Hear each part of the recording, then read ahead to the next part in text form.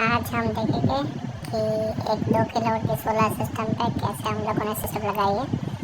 यहाँ पर आप देख सकते हो बहुत ही साफ सुथरी सिस्टम लगी हुई है। इसके अंदर मीटरम का प्रयोग किया गया है और जेबोल्ट का भी साथ में प्रयोग किया गया है।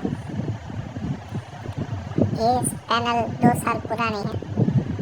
ये आप देख सकते हो कि कितनी अच्छे से ये सिस्टम लगा है।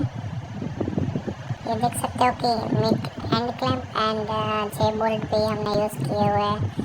लास्ट में हैंड क्लैंप है और जे बोल्ट है। मिड क्लैंप और जे बोल्ट है। कभी भी वावाझोड़ा या वंटोड़ आए तो पैनल उड़ेगी नहीं। तो इतनी अच्छी तरीके से हम लोगों ने ये सिस्टम फिटिंग की हुई है। तो दोस्तों, आपको भी ऐसी सिस्टम लगानी हो कहीं पे गुजरात में तो आप हमारा संपर्क कर सकते हैं। हमारा कॉन्टैक्ट नंबर नीचे दिया गया है।